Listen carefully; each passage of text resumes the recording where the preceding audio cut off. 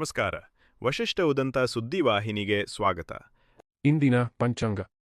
ಫಾಲ್ಗುಣ ಮಾಸ, ಕೃಷ್ಣ ಪಕ್ಷ, ನವಮಿ ತಿಥಿ, ಮೂಲ ನಕ್ಷತ್ರ, ಗುರುವಾರ. ಈ ದಿನ ಎಲ್ಲರಿಗೂ ಶುಭವಾಗಲಿ. ಇಂದಿನ ಮುಖ್ಯಾಂಶಗಳು. ಇರಾನ್ ಇಸ್ರೇಲ್ ಯುದ್ಧ ಎಫೆಕ್ಟ್, ಮೈಸೂರಿನ ಇಂದಿರಾ ಕ್ಯಾಂಟೀನ್ಗಳಿಗೆ ಗ್ಯಾಸ್ ಸಂಕಷ್ಟ, ಸಿಲಿಂಡರ್ ಸಿಗದೆ ಪರದಾಟ. ರಾಹುಲ್ ಗಾಂಧಿ ವಿದೇಶ ಯಾತ್ರೆ ವಿವಾದ, ಬಜೆಟ್ ಸಮಯದಲ್ಲೇ ರಾಹುಲ್ ವಿದೇಶಕ್ಕೆ. ದಾಖಲೆ ಸಮೇತ ಅಮಿತ್ ಶಾ ನೇರ ಆರೋಪ. ಸಿದ್ದರಾಮಯ್ಯ ಮಂಡಿಸಿದ ಬಜೆಟ್ ಮುಖಪುಟದಲ್ಲಿ ಮಲೇಷ್ಯಾ ಕಟ್ಟಡ. ಈ ಬಗ್ಗೆ ಪರಿಷತ್ನಲ್ಲಿ ಪ್ರಶ್ನಿಸಿದ ಎಂಎಲ್ಸಿ. ಈಗ ಮೈಸೂರಿನ ಪ್ರಮುಖ ಸುದ್ದಿಗಳು. ಮೈಸೂರು ಜಿಲ್ಲೆಯ ಕೆಆರ್ ನಗರ ತಾಲೂಕಿನ ಸಾಲಿಗ್ರಾಮ ಪಟ್ಟಣದಲ್ಲಿ ಜಮೀನು ಖಾತೆ ಬದಲಾವಣೆ ವಿಚಾರವಾಗಿ ಸತಾಯಿಸಿದ ಅಧಿಕಾರಿಗಳು ಬೇಸತ್ತ ರೈತ ನಾಡಕಚೇರಿ ಮುಂದೆಯೇ ಆತ್ಮಹತ್ಯೆಗೆ ಯತ್ನಿಸಿದ ಘಟನೆ ನಡೆದಿದೆ. ಜಮೀನು ಖಾತೆಗಾಗಿ ಹಲವು ಬಾರಿ ಕಚೇರಿಗಳಿಗೆ ಅಲೆದಾಡಿದರೂ ಕೆಲಸ ಆಗದೆ ಮನನೊಂದು ರೈತ ಈ ಕೃತ್ಯಕ್ಕೆ ಮುಂದಾಗಿದ್ದಾನೆ ಎಂದು ತಿಳಿದುಬಂದಿದೆ. ತಕ್ಷಣ ಸ್ಥಳೀಯರು ರೈತನನ್ನು ಆಸ್ಪತ್ರೆಗೆ ದಾಖಲಿಸಿ ಚಿಕಿತ್ಸೆ ನೀಡಿಸಿದ್ದಾರೆ. ಘಟನೆ ತಿಳಿದ ಬಳಿಕ ಎಂಎಲ್ಎ ರವಿಶಂಕರ್ ಅವರು ಆಸ್ಪತ್ರೆಗೆ ಭೇಟಿ ನೀಡಿ ರೈತನ ಆರೋಗ್ಯ ವಿಚಾರಿಸಿದರು. ಸಂಬಂಧಪಟ್ಟ ಅಧಿಕಾರಿಗಳ ನಿರ್ಲಕ್ಷ್ಯದಿಂದ ಇಂತಹ ಘಟನೆ ನಡೆದಿರುವುದಾಗಿ ಆಕ್ರೋಶ ವ್ಯಕ್ತಪಡಿಸಿದ ಅವರು ರೈತನ ಸಮಸ್ಯೆಯನ್ನು ಶೀಘ್ರ ಪರಿಹರಿಸುವಂತೆ ಸೂಚಿಸಿದರು. ಸ್ಥಳೀಯರು ಕೂಡ ಅಧಿಕಾರಿಗಳ ವಿರುದ್ಧ ಕ್ರಮ ಕೈಗೊಳ್ಳಬೇಕು ಎಂದು ಆಗ್ರಹಿಸಿದ್ದಾರೆ.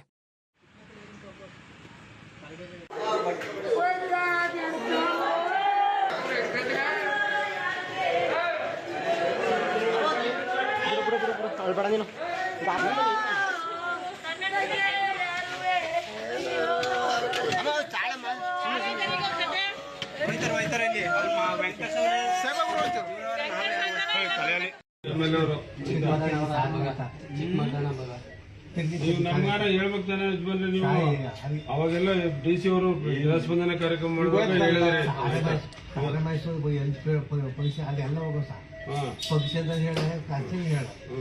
ನಿಮ್ಮ ಹತ್ರ ನೀವು ಹೇಳಿದ್ರಿ ಸರ್, ಅವತ್ತೊಂದು ದಿವಸ ಹೇಳಿದ್ವಿ ಅಷ್ಟೇ.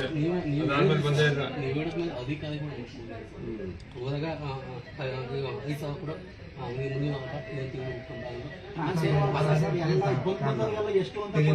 ನಾನು ಈಗ ಡಿಸಿ ಅವ್ರ ಹತ್ರ ಮಾತಾಡಿದ್ದೀನಿ, ನಮ್ಮ ರೆವಿನ್ಯೂ ಮಿನಿಸ್ಟರ್ ಹತ್ರ ಮಾತಾಡ್ತೀನಿ, ಸಿಎಂ ಅವ್ರ ಹತ್ರ ಗಮನಕ್ಕೂ ತರ್ತೀನಿ. ಆಯ್ತಾ? ನಿಮ್ಗೆ ಏನ್ ಕೆಲಸ ಆಗಬೇಕು ಅತಿ ಶೀಘ್ರದಲ್ಲೇ ಮಾಡ್ಕೊಡುವಂತ ಜವಾಬ್ದಾರಿ ನಂದು. ನೀವೇನ್ ತರ ಕೆಡ್ಸ್ಕೊಬೇಡಿ, ಸಮಾಧಾನ ಆಗಿರಿ, ನಿಮ್ಗೆ ಎಲ್ಲ ಮಾಡ್ಕೊಡ್ತೀವಿ. ಆಯ್ತಾ? ನೀವು ಈ ತರ ಮಾಡ್ಕೊಳಕ್ಕಿಂತ ಮುಂಚೆ ನಮ್ ಗಮನಕ್ಕಾರ ಒಂದು ಮಾತು ಹೇಳ್ಬೇಕಲ್ವ ನೀವು? ಆಯ್ತು, ನೀವು ಕತೆ ನೀವು ನಾವೆಲ್ಲೋ ಎಲ್ಲೋ ಊರೇ ಒಂದು ಫೋನ್ ಮಾಡೋದು ಸಾಕಲ್ಲ ನಮ್ಗೆ. ಊರಿಗೆ ಬಂದು ಚಿಕ್ಕದಾಗ್ಲಾಗ ಬರ್ತಿದ್ವಲ್ಲ, ಈಗ ಮೊನ್ನೆ ಎಲ್ಲ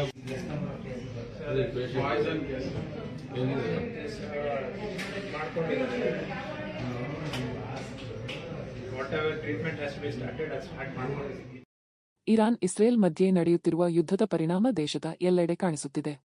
ಮೈಸೂರಿನ ಇಂದಿರಾ ಕ್ಯಾಂಟೀನ್ಗಳ ಮೇಲೂ ಕಾಣಿಸಿಕೊಳ್ಳುತ್ತಿದೆ. ಅಡುಗೆ ಅನಿಲ ಸರಬರಾಜಿನಲ್ಲಿ ಉಂಟಾದ ಕೊರತೆಯಿಂದ ಕ್ಯಾಂಟೀನ್ಗಳಲ್ಲಿ ಊಟ ತಯಾರಿಸಲು ಸಮಸ್ಯೆ ಎದುರಾಗಿದೆ. ಗ್ಯಾಸ್ ಸಿಲಿಂಡರ್ ಸಿಗದೆ ಸಿಬ್ಬಂದಿ ಹಾಗೂ ಟೆಂಡರ್ದಾರರು ಪರದಾಡುತ್ತಿದ್ದು, ಕೆಲವರು ಮನೆಯಿಂದಲೇ ಅಡುಗೆ ಅನಿಲ ತಂದು ಅಡುಗೆ ಮಾಡುತ್ತಿರುವುದು ಕಂಡುಬಂದಿದೆ. ಬೆಲೆ ಹೆಚ್ಚಾದರೂ ಮಾರುಕಟ್ಟೆಯಲ್ಲಿ ಸಿಲಿಂಡರ್ ಲಭ್ಯವಾಗುತ್ತಿಲ್ಲ ಎಂಬ ಆತಂಕ ವ್ಯಕ್ತವಾಗಿದೆ.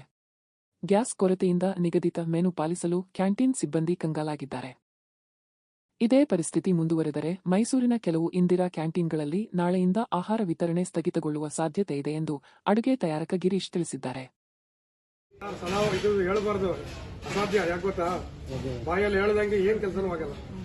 ಎಲ್ಲ ಹೇಳ್ತಾರೆ, ಅವ್ರಿಗೆ ಹೊಗೆ ಇದೆಯಲ್ಲ ಹೊರಗಡೆ ಎಲ್ಲ ತುಂಬಿಕೊಳ್ತದೆ, ಕಸ್ಟಮರ್ಗಳು ಬೈತಾರೆ, ಅದರಿಂದ ಆಗಲ್ಲ. ಅಡುಗೆ ಚೆನ್ನಾಗಿ ಆಗತ್ತೆ ಎಲ್ಲ ಹೌದು, ಆದ್ರೆ ಮಾಡಕ್ಕಾಗಲ್ಲ. ಏನ್ ಹೇಳೋದು, ಅದೇ ವಾರ್ ನಿಂತ್ರೆ ಏನೋ ನಮ್ಮ ಕುಟುಂಬ ಚೆನ್ನಾಗಿದೆ ಬದುಕಿ, ಇಲ್ಲ ಅಂದ್ರೆ ಸತ್ತೋಯ್ತು. ಇನ್ನೇನು ಆಗಲ್ಲ, ಹೋಟ್ಲು ಉದ್ಯೋಗ ಮುಗೀತು. ಈ ಗ್ಯಾಸ್ ಇಲ್ಲದೆ ಈಗ ಎಷ್ಟೆಷ್ಟು ಹೋಟ್ಲು ಬಂದಾಗಿದೆ. ಇದ್ರಲ್ಲೇ ಎಲ್ಲ ಡಿಪೆಂಡ್ ಆಗಿರೋದು ಸರ್, ಗ್ಯಾಸ್ ಮೇಲೆನೆ.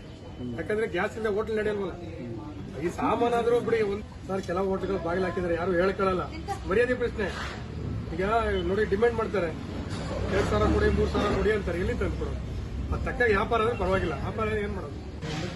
ಹೋಟ್ಲವರು ಅಂದ್ರೆ ಈ ತರ ಇನ್ನು ಒಂದು ವಾರ ಆಗ್ಬಿಟ್ರೆ ಭಾರಿ ಕಷ್ಟ ಇದೆ ಅಂತ ಹೇಳ್ಬಾರ್ದು, ಅಷ್ಟರ ಮಟ್ಟಿಗೆ. ಈಗ ಹಾಸನದ ಪ್ರಮುಖ ಸುದ್ದಿಗಳು. ಹಾಸನ ನಗರದ ಎನ್ಆರ್ ಸರ್ಕಲ್ ಬಳಿ ಪೆಟ್ರೋಲ್ ಲೀಕ್ ಆಗಿದ್ದರಿಂದ ಬಜಾಜ್ ಪಲ್ಸರ್ ಬೈಕ್ಗೆ ಆಕಸ್ಮಿಕವಾಗಿ ಬೆಂಕಿ ಕಾಣಿಸಿಕೊಂಡು ಸಂಪೂರ್ಣ ಸುಟ್ಟು ಕರಕಲಾದ ಘಟನೆ ನಡೆದಿದೆ. ಬೈಕ್ನಲ್ಲಿ ಪೆಟ್ರೋಲ್ ಸೋರಿಕೆಯಾಗಿದ್ದು ಕೆಲವೇ ಕ್ಷಣಗಳಲ್ಲಿ ಬೆಂಕಿ ವ್ಯಾಪಿಸಿ ವಾಹನ ಸಂಪೂರ್ಣವಾಗಿ ಬೆಂಕಿಗಾಹುತಿಯಾಯಿತು. ಘಟನೆ ಕಂಡ ಸ್ಥಳೀಯರು ಆತಂಕಗೊಂಡು ತಕ್ಷಣ ಟ್ರಾಫಿಕ್ ಪೊಲೀಸರಿಗೆ ಮಾಹಿತಿ ನೀಡಿದರು. ಸ್ಥಳಕ್ಕಾಗಮಿಸಿದ ಪೊಲೀಸರು ಸಮಯಪ್ರಜ್ಞೆ ತೋರಿಸಿ ನಗರಸಭೆಯಿಂದ ನೀರಿನ ಟ್ಯಾಂಕರ್ ತರಿಸಿ ಬೆಂಕಿ ನಂದಿಸಲು ಯಶಸ್ವಿಯಾದರು. ಅಗ್ನಿ ಅವಘಡದಲ್ಲಿ ಯಾರಿಗೂ ಗಾಯಗಳಾಗಿಲ್ಲ ಎಂದು ತಿಳಿದುಬಂದಿದೆ.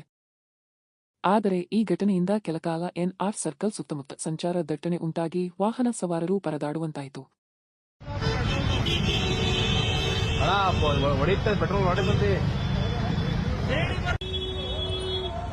ಅಷ್ಟೇ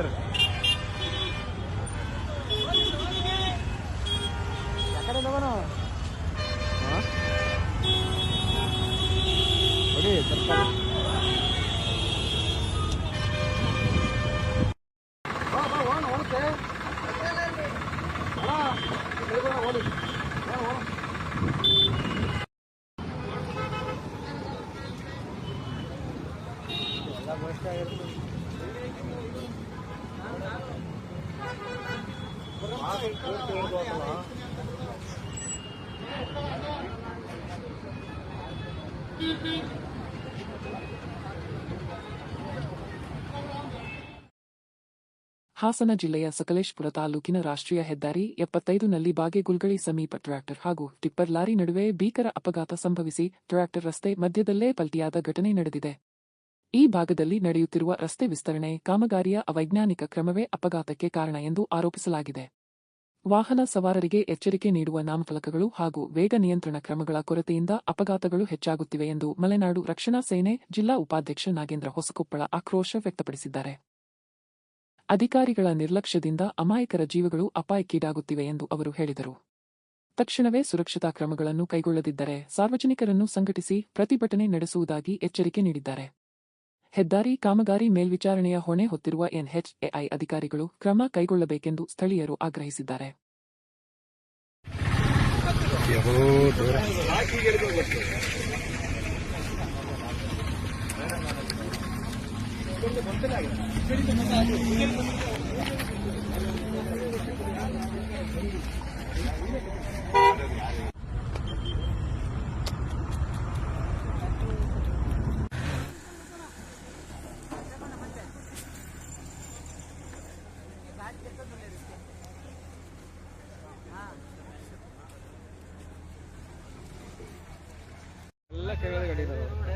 ಈಗ 2 ಗಾಡಿ ಡಾಕ್ಯುಮೆಂಟ್ಸ್ ಇದ್ರೆ ಬದುಕತಾರೆ. ಇದ್ರಲ್ಲೆಲ್ಲ ಡಾಕ್ಯುಮೆಂಟ್ ಇರ್ತವೆ. ಈ ಗಾಡಿ ಅವನು ನಮ್ಮ ಡ್ರೈವರ್ ಭಾರಿ ಲಾರಿ ನೋಡಿ ಡೌನಿಂದ ಬಂದು ಟ್ರ್ಯಾಕ್ಟರ್ ಹೊಡೆದು ಕೆಳಗಡೆ ಬಂದು ಬಿದ್ದಿದೆ ನೋಡಿ.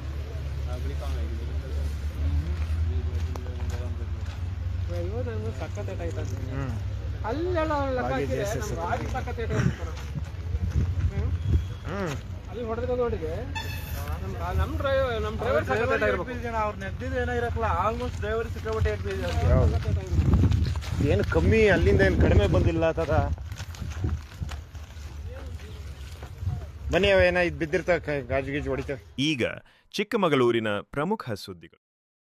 ಮೂಡಿಗೆರೆ ಶಾಸಕಿ ನಯನಾ ಮೂಟಮ್ಮ ಅವರು ವಿಧಾನಸಭೆಯಲ್ಲಿ ಮೂಡಿಗೆರೆ ಕ್ಷೇತ್ರದ ಜನರ ಪ್ರಯಾಣ ಸೌಲಭ್ಯ ಕುರಿತು ಪ್ರಶ್ನೆ ಎತ್ತಿ ಮೂಡಿಗೆರೆಯಿಂದ ಹೊರನಾಡು ಹಾಗೂ ಶೃಂಗೇರಿ ಕಡೆಗೆ ನೇರ ಬಸ್ ಸೌಲಭ್ಯ ಕಲ್ಪಿಸುವಂತೆ ಸರ್ಕಾರವನ್ನು ಒತ್ತಾಯಿಸಿದರು. ಈ ಮಾರ್ಗದಲ್ಲಿ ಭಕ್ತರು, ವಿದ್ಯಾರ್ಥಿಗಳು ಹಾಗೂ ಸ್ಥಳೀಯರು ಸಂಚಾರಕ್ಕೆ ತೊಂದರೆ ಅನುಭವಿಸುತ್ತಿದ್ದಾರೆ ಎಂದು ಅವರು ಗಮನ ಸೆಳೆದರು. ಇದಕ್ಕೆ ಪ್ರತಿಕ್ರಿಯಿಸಿದ ಸಾರಿಗೆ ಸಚಿವ ರಾಮಲಿಂಗಾರೆಡ್ಡಿ ವಿಷಯವನ್ನು ಸಂಬಂಧಪಟ್ಟ ಅಧಿಕಾರಿಗಳ ಗಮನಕ್ಕೆ ತಂದು ಪರಿಶೀಲನೆ ನಡೆಸಿ ಅಗತ್ಯ ಕ್ರಮ ಕೈಗೊಳ್ಳುವುದಾಗಿ ಸದನದಲ್ಲಿ ತಿಳಿಸಿದರು. ಬೇಡಿಕೆ ಈಡೇರಿದರೆ ಈ ಭಾಗದ ಜನರಿಗೆ ಹಾಗೂ ದೇವಾಲಯಗಳಿಗೆ ತೆರಳುವ ಭಕ್ತರಿಗೆ ಹೆಚ್ಚಿನ ಅನುಕೂಲವಾಗಲಿದೆ ಎಂದು ಅಭಿಪ್ರಾಯ ವ್ಯಕ್ತವಾಗಿದೆ. ನಾನು ಕೇಳಿರೋ ರೂಟು ಹೋರ್ನಾಡು ಒಂದು ದೊಡ್ಡ ಪುಣ್ಯಕ್ಷೇತ್ರ. ನನ್ನ ಕ್ಷೇತ್ರದಲ್ಲಿ ತುಂಬ ಎಲ್ಲ ಓವರ್ ಆಲ್ ಸ್ಟೇಟಿಂದ ತುಂಬ ಜನ ಹೋರ್ನಾಡಿಗೆ ವಿಸಿಟ್ ಮಾಡ್ತಾರೆ. ನಾನು ಕೇಳಿರೋ ಸಾಕಷ್ಟು ರೂಟ್ಸ್ಗಳು ಹೋರ್ನಾಡಿಗೆ ಬರಬೇಕಾದಂಥದ್ದು. ಯಾಕೆ ಅದು ಹೋರ್ನಾಡಿಗೆ ಸ್ಪೆಸಿಫಿಕ್ಲಿ ಒಂದು ಪುಣ್ಯಕ್ಷೇತ್ರ ಅಲ್ಲದೆ ಅದು ಮೂಡಿಗೆರೆಯಿಂದ ವಯಾ ಮಾರ್ಗ ಹೋದಾಗೆಲ್ಲ ಎಲ್ಲೆಲ್ಲಿ ಸ್ಟಾಪ್ ಆಗುತ್ತೆ ಅಲ್ಲಿ ಸ್ಟೂಡೆಂಟ್ಸಿಗೆ ತುಂಬ ಅನುಕೂಲ ಆಗುತ್ತೆ. ನಮ್ಮ ಹಳ್ಳಿಗಳು ಯಾವುದು ಬೇರೆ ಪ್ರದೇಶಕ್ಕಿಂತ ನಮ್ಮದು ಕಂಪೇರ್ ಮಾಡಿದ್ರೆ, ಹೋಲಿಕೆ ಮಾಡಿದ್ರೆ ಒಂದು ಹಳ್ಳಿಗೆ ಇನ್ನೊಂದು ಹಳ್ಳಿಗೆ ಸಾಕಷ್ಟು ವ್ಯತ್ಯಾಸ ಇದೆ. ಅಂದರೆ ಕಿಲೋಮೀಟರ್ ವೈಸ್ ಈ ಬಸ್ಗಳನ್ನ ಕೊಡಲಿಲ್ಲ ಅಂದರೆ ತುಂಬ ಅನಾನುಕೂಲ ಆಗುತ್ತೆ. ಇನ್ನೊಂದು ನನಗೆ ಆಶ್ಚರ್ಯ ಏನು ಅಂದರೆ ನಮಗೆ ಶೃಂಗೇರಿಗೆ ರೂಟ್ ಇಲ್ಲ. ಏನಿಲ್ಲ. ಶೃಂಗೇರಿ ನಮ್ಮ ಜಿಲ್ಲೆಯಲ್ಲಿ ಇನ್ನೊಂದು ಕ್ಷೇತ್ರ. ಈ ಕಡೂರಿಗೆ ಹೆಂಗಿದೆ, ಬೀರೂರಿಗೆ ಒಂದ್ ಕಡೆ ಏನಿದೆ, ಚಿಕ್ಕಮಂಗ್ಳೂರಿಗೆ ಏನಿದೆ, ಅದೇ ರೀತಿ ಶೃಂಗೇರಿಗೂ ಒಂದು ರೂಟ್ ನಮ್ಮ ಮೂಡಿಗೆರೆಯಿಂದ ಇರಲೇಬೇಕು. ಮತ್ತೆ ಬಾಳೆಹೊನ್ನೂರು. ಏನಕ್ಕೆ ಸಭಾಧ್ಯಕ್ಷರು ಇದನ್ನ ಹೇಳ್ತಾ ಇದ್ದೀನಿ ಅಂದ್ರೆ, ಇವೆಲ್ಲ ಕನೆಕ್ಟಿಂಗ್ ರೂಟ್ಸು. ತುಂಬಾ ಜನ ಯಾತ್ರಿಗಳು ಮೂಡಿಗೆರೆಯಿಂದ ಹೋರ್ನಾಡಿಗೆ ಹೋಗ್ಬಿಟ್ಟು ಧರ್ಮಸ್ಥಳ ಹೋಗಿ ಕೊಲ್ಲೂರು ಹೋಗುವಂತ ಒಂದು ಪ್ರಕ್ರಿಯೆ ಇದೆ, ಅಥವಾ ರಂಭಾಪುರಿ ಮಠಕ್ಕೆ ಹೋಗ್ಬಿಟ್ಟು ಶೃಂಗೇರಿ ಹೋಗುವಂಥದ್ದು ಒಂದಿದೆ. ಸೊ ಇದೆಲ್ಲ ರೂಟ್ಸ್ ಕವರ್ ಆದ್ರೆ ಸಾರ್ವಜನಿಕರಿಗೂ ಹೆಲ್ಪ್ ಆಗುತ್ತೆ, ಇಡೀ ರಾಜ್ಯದಿಂದ ಬರ್ತಿರೋ ಯಾತ್ರಿಗಳಿಗೂ ಹೆಲ್ಪ್ ಆಗುತ್ತೆ, ಅದಲ್ಲದೆ ಸ್ಟೂಡೆಂಟ್ಸಿಗೂ ಮುಖ್ಯವಾಗಿ ಹೆಲ್ಪ್ ಆಗುತ್ತೆ. ಸೊ ಇದು ನಾನು ಸಚಿವರ ಹತ್ರ ಕೇಳ್ಕೊಂತೀನಿ, ಹೇಗಾದ್ರೂ ಮಾಡಿಬಿಟ್ಟು ಹೊಸ ರೂಟ್ಗಳು ಮತ್ತೆ ಏನ್ ರದ್ದಾಗಿರೋದು ಒಂದು 3 ರೂಟ್ಗಳು ಮಾತ್ರ ಅದನ್ನ ಅನುಕೂಲ ಮಾಡಿಕೊಡ್ಲಿ ಅಂತ. ಸಭಾಧ್ಯಕ್ಷರೇ, ಹಿಂದೆ ಕರೋನಾ ಸಂದರ್ಭದಲ್ಲಿ ಯಾವುದು ನಿಲ್ಲಿಸಿದ್ರು ಅದನ್ನೆಲ್ಲ ಕೂಡ ಪ್ರಾರಂಭ ಮಾಡಿದೀವಿ. ಆಮೇಲೆ ಅಲ್ಲಿನ ನಮ್ಮ DC KSRTC DC CTM ಇಬ್ಬರನ್ನು ನಮ್ಮ ನಯನ ಅವ್ರನ್ನ ಮೀಟಿಂಗ್ ಮಾಡಿ ಅದೇನು ಅವರಿಗೆ ಅವಶ್ಯಕತೆ ಇದೆ ಅದನ್ನ ಮಾಡ್ಕೊಡಕ್ಕೆ ಹೇಳ್ತೀನಿ ಸಭಾಧ್ಯಕ್ಷರು. ಅವರೇ ಹೋಗಿ ಭೇಟಿ ಮಾಡಿ. ಚಿಕ್ಕಮಗಳೂರು ಜಿಲ್ಲೆಯಲ್ಲಿ 2 ಬೈಕ್ಗಳ ನಡುವೆ ಸಂಭವಿಸಿದ ಭೀಕರ ರಸ್ತೆ ಅಪಘಾತದಲ್ಲಿ ಓರ್ವ ಸವಾರ ಸಾವನ್ನಪ್ಪಿ ಮತ್ತೋರ್ವರಿಗೆ ಗಂಭೀರ ಗಾಯಗಳಾದ ಈ ದುರ್ಘಟನೆ ಚಿಕ್ಕಮಗಳೂರು ತಾಲೂಕಿನ ಕೆಂಗೇನಹಳ್ಳಿ ಸಮೀಪ ನಡೆದಿದೆ. ವೇಗವಾಗಿ ಬಂದ 2 ಬೈಕ್ಗಳು ಮುಖಾಮುಖಿ ಡಿಕ್ಕಿ ಹೊಡೆದ ಪರಿಣಾಮ ಅಪಘಾತ ಸಂಭವಿಸಿದೆ ಎಂದು ತಿಳಿದುಬಂದಿದೆ. ಡಿಕ್ಕಿಯ ತೀವ್ರತೆಗೆ ಓರ್ವ ಬೈಕ್ ಸವಾರ ಸ್ಥಳದಲ್ಲೇ ಮೃತಪಟ್ಟಿದ್ದು, ಮತ್ತೋರ್ವ ಸವಾರ ಗಂಭೀರವಾಗಿ ಗಾಯಗೊಂಡಿದ್ದಾನೆ. ಗಾಯಾಳುವನ್ನು ತಕ್ಷಣ ಆಸ್ಪತ್ರೆಗೆ ದಾಖಲಿಸಿ ಚಿಕಿತ್ಸೆ ನೀಡಲಾಗುತ್ತಿದೆ. ಘಟನೆಯ ಮಾಹಿತಿ ತಿಳಿದ ಬಳಿಕ ಪೊಲೀಸರು ಸ್ಥಳಕ್ಕೆ ಭೇಟಿ ನೀಡಿ ಪರಿಶೀಲನೆ ನಡೆಸಿದ್ದಾರೆ. ಪ್ರಕರಣ ಸಂಬಂಧ ತನಿಖೆ ಮುಂದುವರಿದಿದೆ.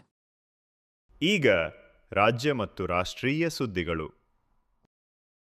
ಬಜೆಟ್ ಅಧಿವೇಶನ ನಡೆಯುವ ಸಮಯದಲ್ಲೇ ರಾಹುಲ್ ಗಾಂಧಿ ವಿದೇಶಿ ಪ್ರವಾಸಕ್ಕೆ ತೆರಳುತ್ತಾರೆ ಎಂಬ ನೇರ ಆರೋಪವನ್ನು ಕೇಂದ್ರ ಗೃಹ ಸಚಿವ ಅಮಿತ್ ಶಾ ಸಂಸತ್ತಿನಲ್ಲಿ ಉಲ್ಲೇಖಿಸಿ ಟೀಕಿಸಿದರು. ಬಜೆಟ್ ಅಧಿವೇಶನದ ಮಹತ್ವದ ಚರ್ಚೆಗಳ ವೇಳೆ ರಾಹುಲ್ ಗಾಂಧಿ ಅನೇಕ ಬಾರಿ ದೇಶದ ಹೊರಗೆ ಹೋಗಿರುವ ದಾಖಲೆಗಳಿವೆ ಎಂದು ಅಮಿತ್ ಶಾ ಹೇಳಿದ್ದಾರೆ. ಸಂಸತ್ತಿನ ಕಾರ್ಯಚಟುವಟಿಕೆಯಲ್ಲಿ ಭಾಗವಹಿಸುವ ಬದಲು ವಿದೇಶಿ ಯಾತ್ರೆಗೆ ಆದ್ಯತೆ ನೀಡುವುದು ಸರಿಯಲ್ಲ ಎಂದು ಅವರು ಪ್ರಶ್ನಿಸಿದರು. ನಂತರ ಕೇಂದ್ರ ಸರ್ಕಾರವನ್ನು ಸುಮ್ಮನೆ ದೂರುವುದು ಸರಿಯಲ್ಲ ಎಂದು ಹೇಳಿದರು. ಈ ಹೇಳಿಕೆ ಸದನದಲ್ಲಿ ಕೆಲಕಾಲ ಚರ್ಚೆಗೆ ಕಾರಣವಾಗಿದ್ದು, ಆಡಳಿತ ಮತ್ತು ಪ್ರತಿಪಕ್ಷ ಸದಸ್ಯರ ನಡುವೆ ವಾಗ್ವಾದವೂ ನಡೆಯಿತು. ಕಾಂಗ್ರೆಸ್ ಪಕ್ಷದ ಸದಸ್ಯರು ಅಮಿತ್ ಶಾ ಹೇಳಿಕೆಗೆ ಆಕ್ಷೇಪ ವ್ಯಕ್ತಪಡಿಸಿದರು. जब जब भी बजट सत्र आता है या महत्वपूर्ण सत्र आता है, उनकी विदेश यात्रा लग जाती है और फिर कहते हैं हमें बोलने नहीं देते। भाई विदेश से सदन में कैसे बोलोगे बताओ भाई, कोई मुझे समझा दे मान्यवर। जो आदमी जर्मनी में है, इंग्लैंड में है, सिंगापुर में है, वो यहाँ कैसे बोलेगा? यहाँ वीडियो कॉन्फ्रेंस का कोई प्रावधान नहीं है मान्यवर, वरना तो वीडियो कॉन्फ्रेंस से भी उनको बुलवा देते। सिर्फ राहुल जी के साथ नहीं हुआ, अनेक नेताओं के पास। मगर इसमें रसप्रद ये है कि यहां नहीं थे तो कहां थे मान्यवर? शीतकालीन सत्र 2025 वो जर्मनी की यात्रा पर थे। बजट सत्र 25 वियतनाम की यात्रा पर थे। बजट सत्र 23 इंग्लैंड की यात्रा पर थे। बजट सत्र 18 सिंगापुर और मलेशिया की यात्रा पर थे। मॉनसून सत्र 20 विदेश यात्रा पर थे। बजट सत्र 15 इसमें से 60 दिन विदेश यात्रा में रहे। अब सब एक भयंकर कोइंसिडेंट है। ಅಡುಗೆ ಅನಿಲದ ಬೆಲೆ ಏರಿಕೆಯನ್ನು ಖಂಡಿಸಿ ಕಾಂಗ್ರೆಸ್ ವತಿಯಿಂದ ತುಮಕೂರಿನಲ್ಲಿ ಬೃಹತ್ ಪ್ರತಿಭಟನೆ ನಡೆಯಿತು. ತುಮಕೂರು ನಗರದ ಟೌನ್ ಹಾಲ್ ಬಳಿ ನಡೆದ ಪ್ರತಿಭಟನೆಯನ್ನು ಜಿಲ್ಲಾ ಕಾಂಗ್ರೆಸ್ ಅಧ್ಯಕ್ಷ ಚಂದ್ರಶೇಖರ್ ಗೌಡ ನೇತೃತ್ವ ವಹಿಸಿದ್ದರು. ಈ ಹೋರಾಟದಲ್ಲಿ ಮಾಜಿ ಶಾಸಕ ರಫೀಕ್ ಅಹಮದ್, ಇಕ್ಬಾಲ್ ಅಹಮದ್ ಸೇರಿದಂತೆ 100 ಕಾರ್ಯಕರ್ತರು ಭಾಗವಹಿಸಿ ಕೇಂದ್ರ ಸರ್ಕಾರದ ವಿರುದ್ಧ ಘೋಷಣೆ ಕೂಗಿ ಆಕ್ರೋಶ ವ್ಯಕ್ತಪಡಿಸಿದರು. ಅಡುಗೆ ಅನಿಲದ ಬೆಲೆ ಏರಿಕೆಯಿಂದ ಸಾಮಾನ್ಯ ಜನತೆ ಸಂಕಷ್ಟಕ್ಕೆ ಸಿಲುಕಿದ್ದಾರೆ ಎಂದು ಆರೋಪಿಸಿ ಬೆಲೆ ಹೆಚ್ಚಳವನ್ನು ತಕ್ಷಣ ಹಿಂಪಡೆಯುವಂತೆ ಆಗ್ರಹಿಸಿದರು. ಇದೇ ವಿಚಾರವಾಗಿ ಧಾರವಾಡ ಜಿಲ್ಲೆಯಲ್ಲಿ ಕೂಡ ಯುವ ಕಾಂಗ್ರೆಸ್ ಕಾರ್ಯಕರ್ತರು ಪ್ರತಿಭಟನೆ ನಡೆಸಿ ಕೇಂದ್ರ ಸರ್ಕಾರದ ವಿರುದ್ಧ ಧಿಕ್ಕಾರ ಕೂಗಿ ಆಕ್ರೋಶ ವ್ಯಕ್ತಪಡಿಸಿದರು. ನರೇಂದ್ರ ಮೋದಿ ಹೇಳಿ ಧಿಕ್ಕಾರ, ಎಕ್ಸ್ಟ್ರೀಮ್ ಫ್ರಂಟ್ ನರೇಂದ್ರ ಮೋದಿ ಹೇಳಿ ಧಿಕ್ಕಾರ, ಧಿಕ್ಕಾರ ಧಿಕ್ಕಾರ. ನಮ್ಮ ಕೈಗೊಂಬೆಯಾಗಿ ನಮ್ಮ ಭಾರತವನ್ನು ಆಡಿಸ್ತಕ್ಕಂಥ ನರೇಂದ್ರ ಮೋದಿ ಹೇಳಿ ಧಿಕ್ಕಾರ.